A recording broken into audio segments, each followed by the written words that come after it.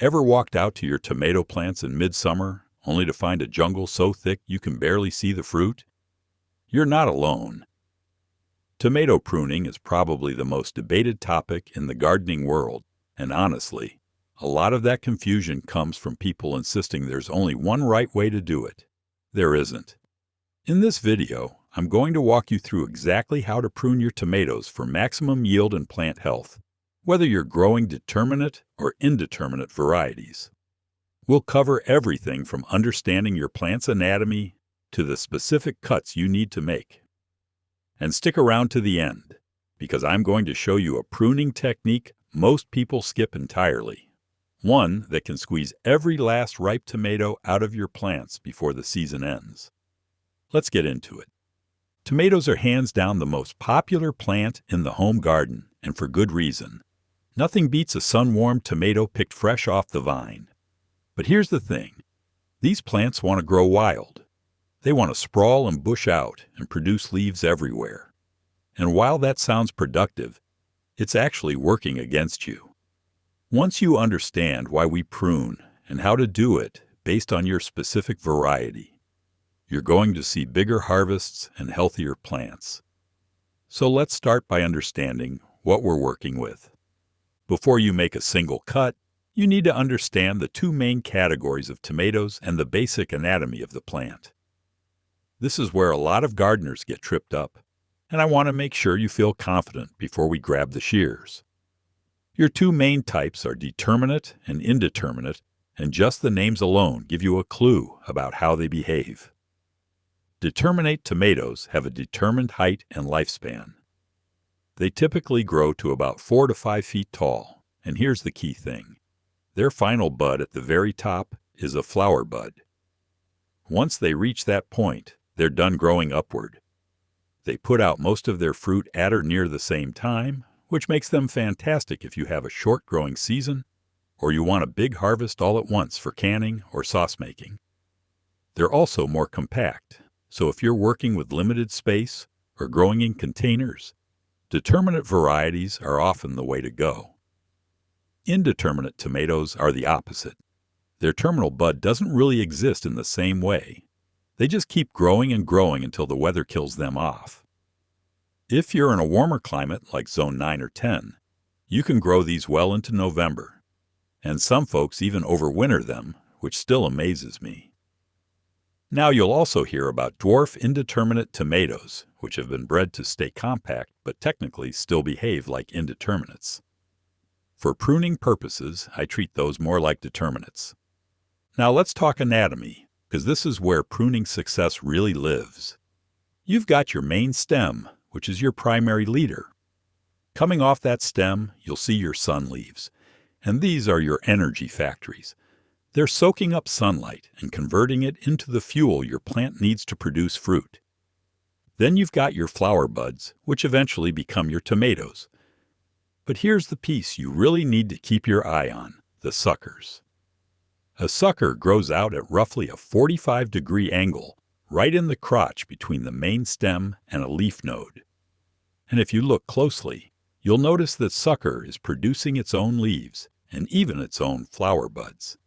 It's basically trying to become another main stem. On indeterminate tomatoes especially, these suckers can take over your plant if you let them. They're not necessarily bad, but understanding what they are and deciding what to do with them is the heart of tomato pruning. Let's talk about what you need and when to start. For tools, keep it simple. A pair of sharp bypass pruning shears is your go-to for larger cuts. Make sure they're clean. I wipe mine down with rubbing alcohol before I start and between plants if I'm working on multiple tomatoes. This helps prevent spreading any disease from one plant to another. For young suckers that are still small and tender, you can actually just pinch them off with your fingers. This causes less damage to the plant than cutting, and it's faster once you get the hang of it. As for timing, you want to start pruning once your plants are established and actively growing, usually a few weeks after transplanting. The best time of day is morning after the dew has dried. The plant is hydrated, and the wounds will have all day to dry and heal before evening moisture sets in. Don't wait too long to start. If you let those suckers get out of control, you'll be dealing with a tangled mess that's much harder to manage. Now let's get into the actual pruning, starting with determinate varieties, because they're the simpler of the two. With a determinate tomato, your pruning is minimal, and that's by design. Remember, these plants have a built-in limit. That top flower bud is the end of the line, so you don't want to remove anything that's going to reduce your fruit production. Here's exactly what to do. First, locate the first flower bud on your plant. It might not be open yet, just look for that cluster forming. Everything below that first flower bud is fair game for pruning. Find the suckers below that point and remove them. If they're young and small, just pinch them off between your thumb and forefinger. If they've gotten larger and woody, use your shears to make a clean cut. Next, look at your lower leaves. If any of them are touching the soil or looking damaged or yellowed, go ahead and remove those. Leaves touching the ground are an invitation for soil-borne diseases to climb up into your plant. And that's it for determinates. You don't want to remove anything above that first flower cluster. Every cut you make up there is literally deleting future tomatoes from your harvest.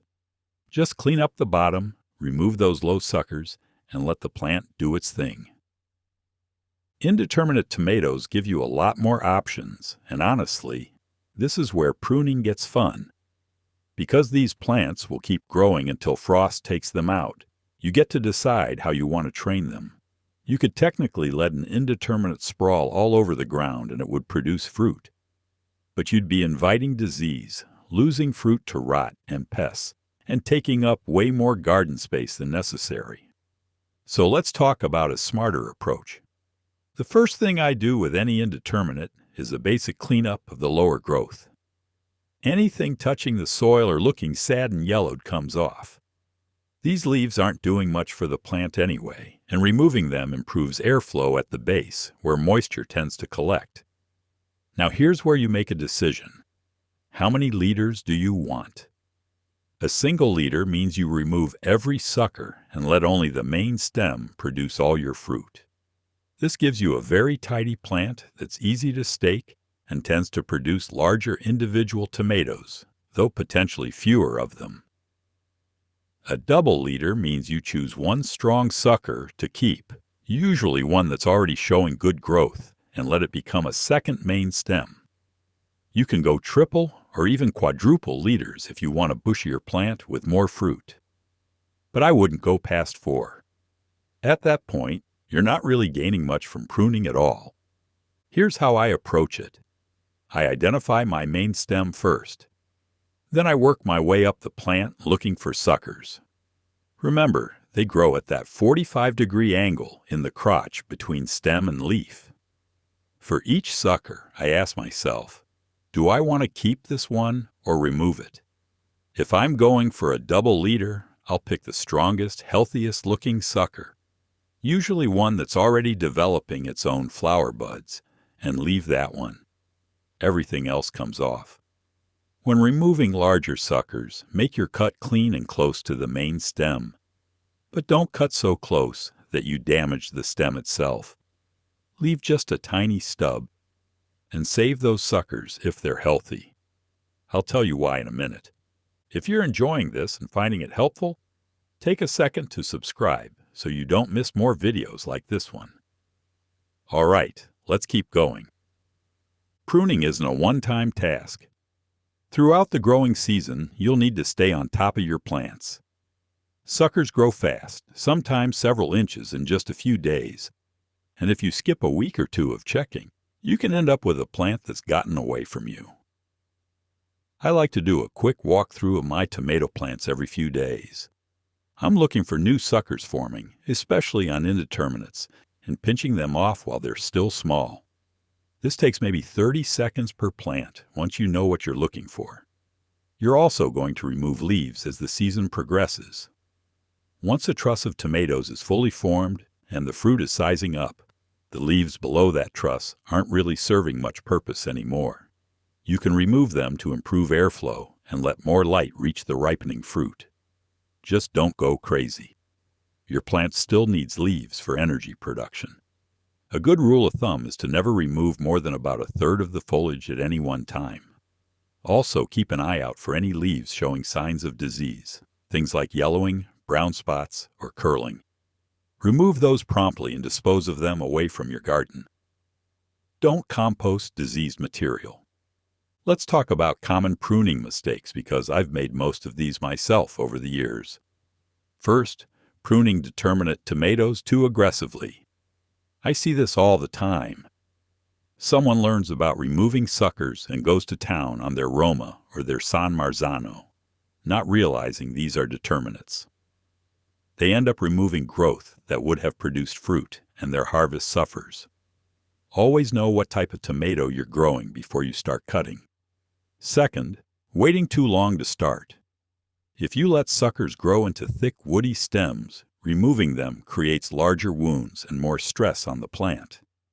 It's also harder to see what's what when everything's tangled together.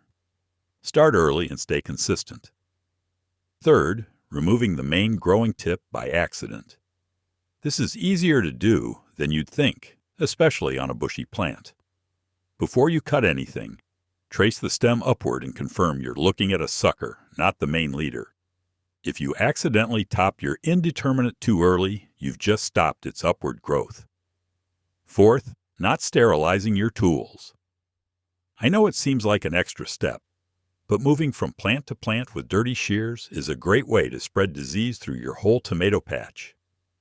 A quick wipe with alcohol takes 5 seconds and can save you a lot of heartache. Fifth, pruning in wet conditions. Making cuts when the plant is wet invites fungal problems. Wait until the foliage is dry, preferably on a sunny morning. Now for that bonus tip I promised you at the beginning. This one is specifically for indeterminate tomatoes at the end of the growing season. It's called topping, and it's probably the most painful cut you'll make because it goes against everything you've been doing all summer. When you sense that your growing season is winding down, maybe you're about 4 to 6 weeks from your first expected frost, it's time to top your plants. Topping means cutting off the main growing tip at the very top of each leader. You're removing the plant's ability to put on any new vegetative growth. Now, why would you do this? Because at this point in the season, you want your plant to stop making new leaves and flowers and focus all its remaining energy on ripening the fruit that's already there. Any new flowers that form this late probably won't have time to develop into ripe tomatoes anyway. So you're redirecting that energy into the green tomatoes already on the vine, helping them mature before the cold arrives. Just find the growing tip at the top of each leader and snip it off. Then let those remaining tomatoes ripen. You'll be amazed at how quickly they color up once the plant stops putting energy into new growth. So that's everything you need to know about pruning tomatoes for maximum yield and healthy plants. If you found this helpful, make sure to subscribe and hit that bell icon so you don't miss future videos. And if you've got a pruning tip that works well for you, or a question about something I covered, drop it in the comments below. We're all learning together. Thanks for watching, and I'll see you in the next one.